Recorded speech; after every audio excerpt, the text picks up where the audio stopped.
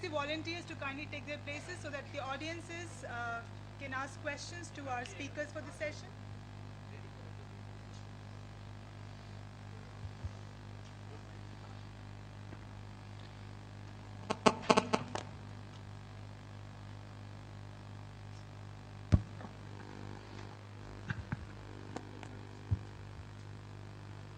Good afternoon, sir. Sir, I would like to ask a question from Mr. Neeraj Kumar. Sir, my question is, it is believed that we want to make things from others, the leader should be an autocratic. Sir, do you agree with that?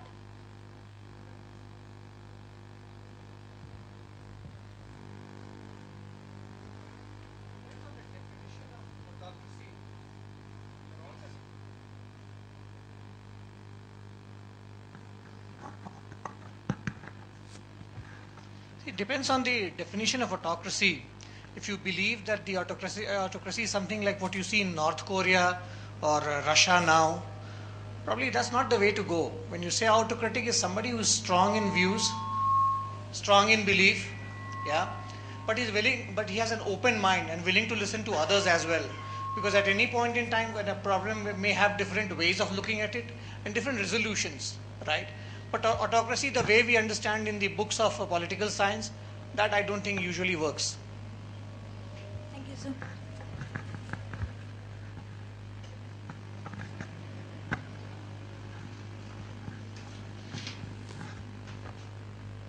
My salutations to all the eminent people on the dais. My name is Siddharth, and by profession I'm a trainer. My question is to Mr. Tolani because I also happen to be ex-telecom. We have been discussing regarding what is going on and what we should be doing exactly to induct the Generation Y. But what I have been feeling, there has been a cultural difference what we have with the Generation X, who is at the helm of the command, and the Generation Y, which is actually handling it. Is culturally, it's morally, and very different things.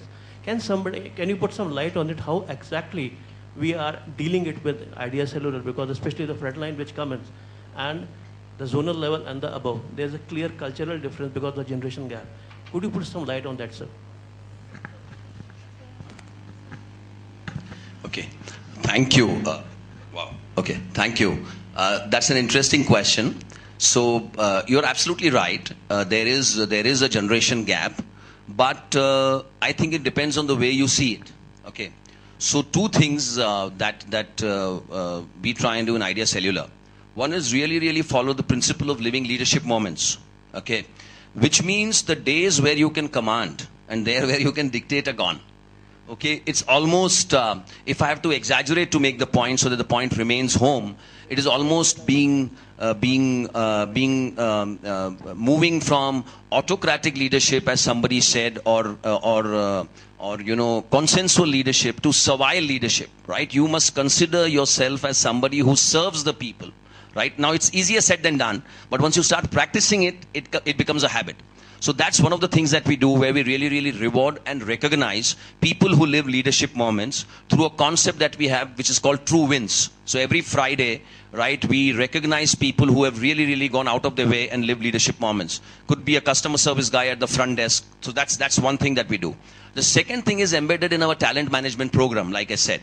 So you have a talent management program for junior levels, which is customized to their needs. You have the mentoring program, which Sanjay also touched upon. You have, the coaching programs, right? You have talent management programs from senior levels where people are sent to Harvard, people are sent to various institutes, coaches come over. So it's really something that is across the value chain of leadership. Because the belief is in Idea Cellular that there exists a leader right from the time he joins the organization. You only have to uncover it. You only have to discover it. So I think these are the two things that we do. One is a very frequent and high intensive reward and recognition program. And the second is really customized development plans based on, across the value chain of leadership right from the time a person joins after the first 6 months. Does that answer your question? Yeah, thanks. Sure.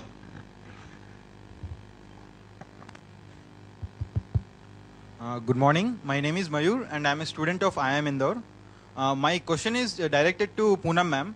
Ma'am, you had mentioned as one of the challenges in GenNext leaders is building a pipeline. Could you elaborate more on how do companies actually approach this pipeline? Because it is very broad in its perspective, and one of the main challenges is, suppose a recruit from a B school, just an engineer, suppose he joins a company. There is a lot of incompatibility between his aspirations and what the company can offer. So in this respect, how does the company approach this pipeline building?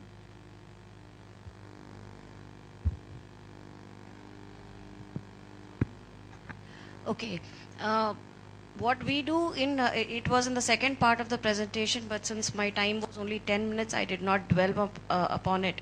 We have a proper model in place, it's a 5-step process wherein our management goes through step 1, step 2, step 3, step 4, step 5.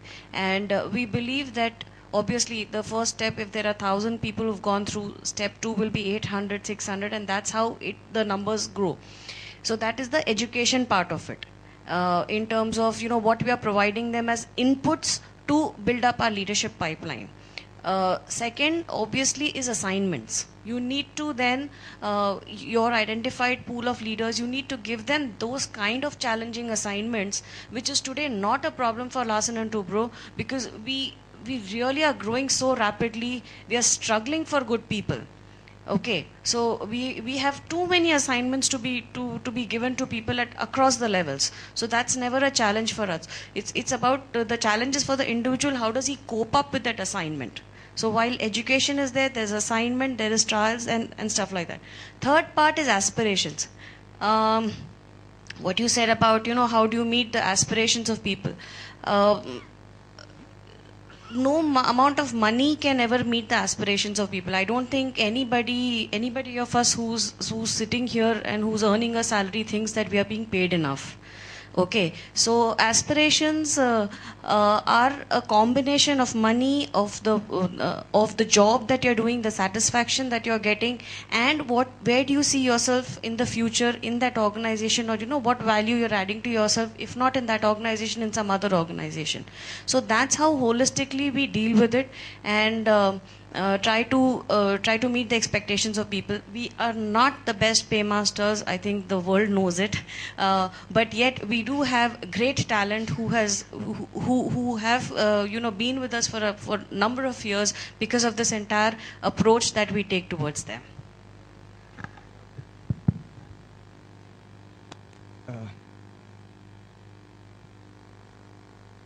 Yes. Any more questions from the audience, please? Yes, here.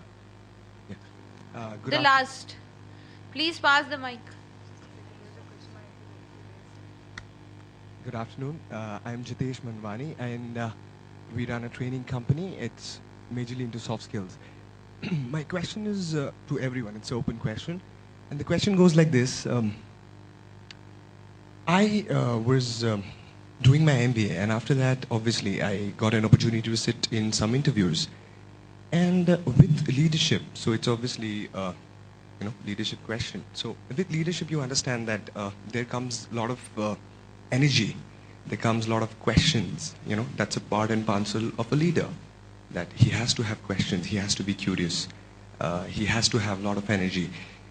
What I understood after, appearing in a lot of interviews is that energy, that curiosity was taken by HR as more of aggressiveness and more into a negative sense compared to a positive sense, that is, it is energy, it is logical questions. Because we also understand, after getting into training, I got to understand, meeting a lot of corporate, that they need people who are there to work. They want to work. And once a command is given to them, they should just abide to it and just follow it, rather than putting their head into it. Just do it.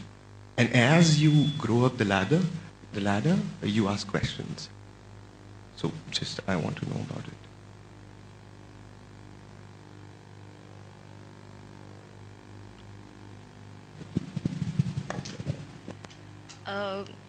Probably an unfortunate experience. I can only put it in this fashion, that what you are saying is a perspective. you had a perspective that you had questions and they were perceived negatively, they must have had some other perspective in terms of what response they gave. So don't make too much out of it. Just take it as one of the experiences and move on in life. If you attach too much importance to this interaction that you've had, you'd be unnecessarily buggering up your own thought process. So just and don't form an opinion based on few of these interactions about any of us. So it's just part of life, part of game. Just ignore it and move on. Thank you. Okay, with this, unfortunately, because of scarcity of time, we'll wind up the question and answer session here itself. With this, the first session on building GenNext leader